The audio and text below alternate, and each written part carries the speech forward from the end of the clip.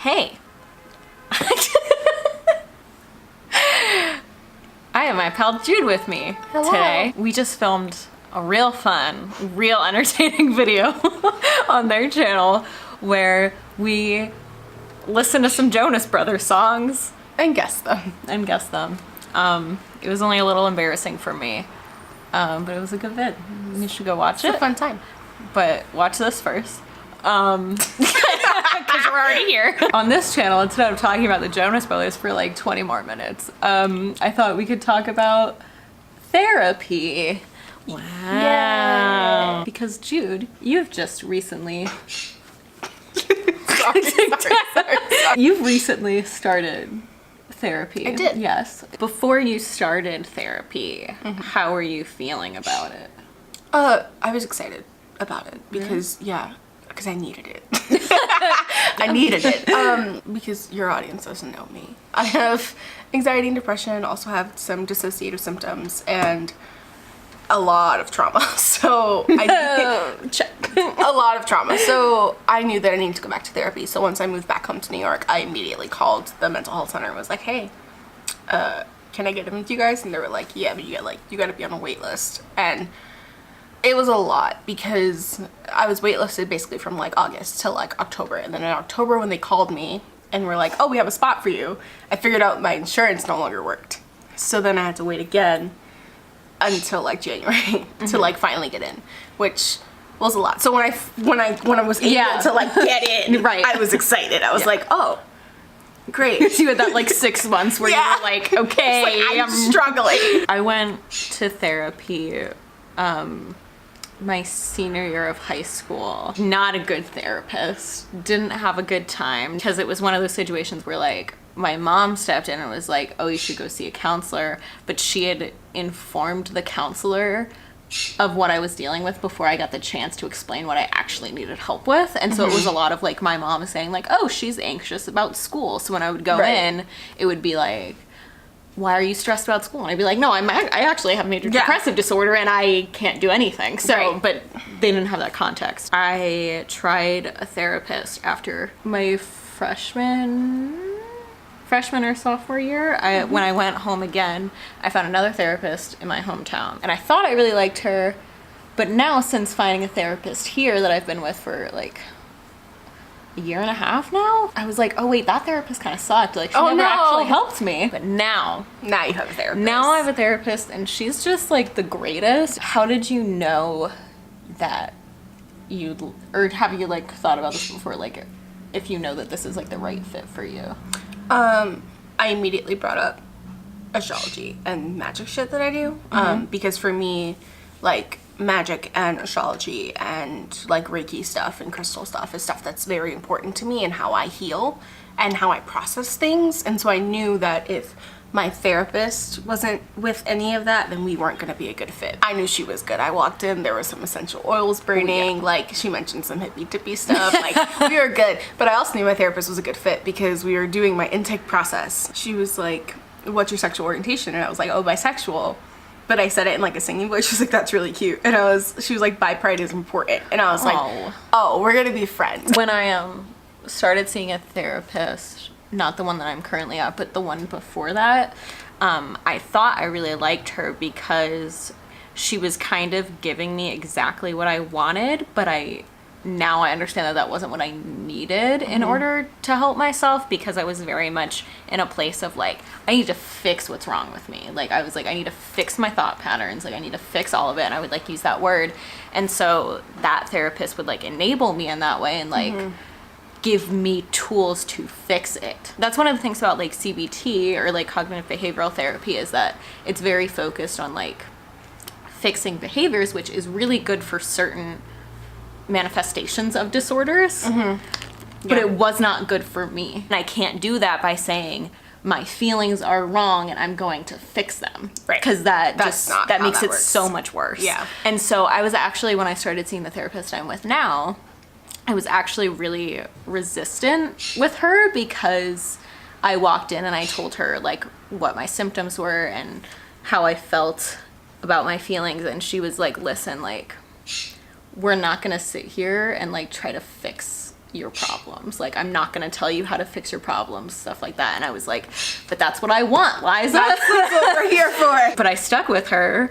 Yeah. And in doing that, I realized, like, oh, she's like actually helping me by not just letting me try to do that, because a lot of times my problems come from just trying to rationalize instead of just like letting myself feel things. And she's very much like, she'll catch me when I'm rationalizing and be like,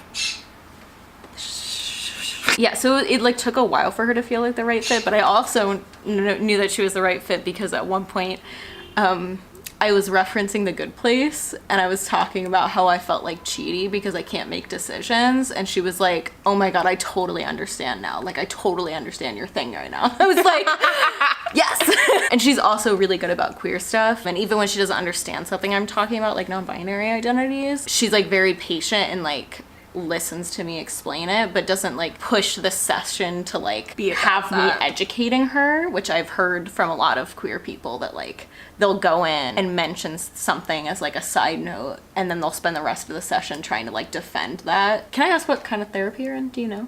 I think it's CBT. Okay. I'm pretty sure it's CBT. It's like talk therapy, and then I also have a psychiatrist. Okay. Yeah. Again, like I was kind of looking for CBT because I thought that's what I needed, and I ended up in Gestalt therapy instead. It's kind of like a mixture of a lot of different types of therapies, but instead of focusing on correcting behaviors and like training your brain to do certain things, it's about like getting in touch with your feelings. It's a process, and it's really difficult to learn how to pay attention to your feelings, and like that can definitely be frustrating, but when I'm doing it, like it feels a lot more rewarding. Mm-hmm. Everyone has like different things that are helpful for them. Mm-hmm. And that's I think it's helpful for me to like have goals. Yeah. And like it'll be healthy for me to like know that even if I don't meet them, it's okay. Yeah. And like working through that. And like I'm a very self-aware human. Like my therapist pointed this out. She's like, oh, you're like one of my most like self-aware patients. Yeah. Which like my therapist said the same thing about which like gives me more work to do. And I was like, thanks. Was there anything you were like worried about when you started therapy? Oh, definitely like the eating disorder stuff and the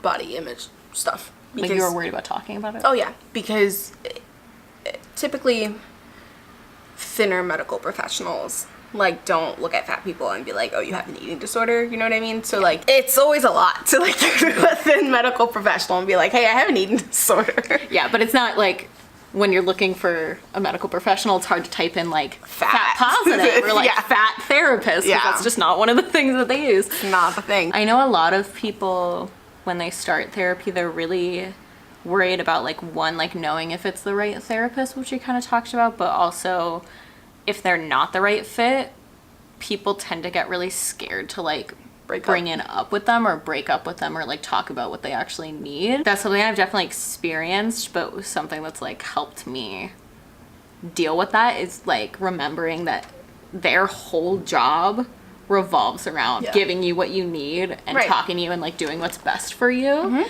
And if they're not, then bye. Yeah, and but also like sometimes just like I think if I would go to the therapist you were seeing, like that probably wouldn't be a good fit for me. And the like people pleasing part of my personality would be like, I should make it work.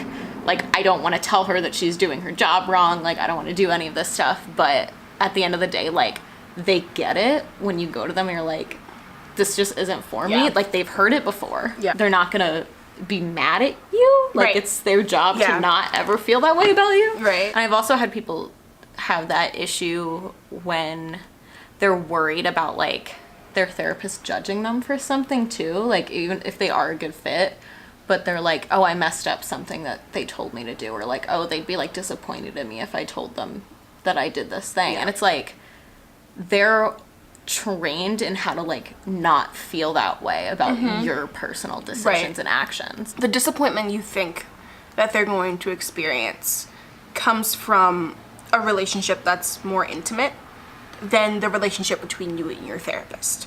The relationship between you and your therapist, even though like you may feel like they're your friend and things like that, is also mostly transactional. It's not personal. Also, they can't help you if you're not honest with them. If you're hiding things from them, then they can't help you work through it. Like that's why you go to a therapist and you pay a therapist instead of going to your friends. Mm-hmm. Like your therapist will care about you deeply and like wants to see you succeed and like get better, but they are also in this profession where they know they're going to be exposed to things where like people are like not being good to themselves, and like people who make mistakes, and like people who relapse, and like that's what they're trained to do. Yeah. And it's funny because it's usually people who are dealing with like a lot of anxiety or like OCD or something where they're like, oh, they're gonna be mad at me. Right. And I'm like, they're not gonna be mad at you. no therapist is gonna get mad at you or frustrated with you or like say like, I'm disappointed in you. Like that's just not a thing that they ever do. And if Unless they do, they're a really bad therapist. If they do, then you need to yeet out. You need to get a different therapist. They're not gonna respond to it the way that maybe like I would respond to you like making a mistake would. Yeah. Because they both come from a place of care, but they're very different relationships, and that's Very why different. having a like truly therapeutic relationship is really important. Something that I've talked to my therapist about and also told my friends who are worried about it is that like you are not their worst patient. You are not their most difficult patient. Like no matter what you're dealing with, there is someone who is so much more difficult to deal with in a therapeutic setting, and it's not you. So you don't need to feel guilty about what you're bringing in that room. Right. And I've said to my therapist, I feel bad for shooting down everything you say. And she's like, why do you feel that way? And I was like, I feel like I'm being difficult. And she's like, you think you're difficult? And I was like, yes. And she was like, I have people who come in here and just like yell at me for 45 minutes. She was like, you're a walk in the park. And I was like, oh. It's like, great. Also, even if you were the most difficult, like, yeah, it's like their job. Like, people worry that like the stuff that they do is like weird, and the stuff that they like need to do in therapy is weird, and like that's just brains are weird. They've seen it all. Their job is to make our weird brains work. I read this Tumblr post a while ago that was like, oh, I have a really hard time like putting a sandwich together. So the therapist had told them to take a slice of cheese, take a slice of ham, and take something else and just eat it that way. And it worked, and it was fine. And like, so their job is to like fill in the gaps. And if that feels weird, then it feels weird. But like, that's their job. Allowing yourself to come from a place of non-judgment just frees you up more than anything else. My personal favorite thing about therapy is that like sometimes I'll be sitting in a session and I'll be thinking something, like I'll be thinking like, I don't like what we're doing right now, or like I'm feeling like this way about it and it's not how my therapist like wants me to feel, or something like that. You know, those are situations where like if I was hanging out with like a friend or something, I wouldn't be able to say just like whatever I want about it. But in therapy, you can literally do whatever you want. Like you can be like, I don't like this. like you can like literally just be like, I don't like this, or like, actually, I'd rather talk about this other thing. They're gonna go with that because it's your time and that's what you need. And like, that's a freedom that like you don't have in other relationships, to literally just say like, I'm doing this now in my head and like, this is how I feel about this. And, and it's just like this like total freedom of thought and expression. Oh yeah. I was doing my psych eval and I was V anxious, and because before medication I was V anxious, and I was dissociating, and I was in the psych eval, and I looked at my psychiatrist and I went, I'm dissociating right now. I would never say that to someone else. But I looked at my psychiatrist and I was like, I'm definitely dissociating and not in my body right now. Yeah. And she was like, oh. And we like went through that, but yeah. Yeah, but I can literally just be like, if I'm about to say something, I can be like, I feel really fucking silly right now. And she'll be like, okay. And it's like, you can just be completely honest and just say whatever comes to mind, and like it doesn't feel as weird as it would feel talking to just like a friend. Right. And like just being able to go to my therapist and be like, I hate this. Like, I have so many feelings. Like, I feel very weird right now. I think that's it. Okay. Thank you for having me. Like holding a gun to your head. Yeah. Thanks for being here. You should subscribe to Jude because they're great and they make good videos. And go watch the other video we did. It was a little bit more lighthearted than this video. Yeah. Yeah. Yep. That's it. Yep. Yeah. No. Subscribe. Hit the like button if you want. Comment down below about your own therapy experiences if you feel like it. And go become a patron on Patreon. Thanks. All the links are there. Bye.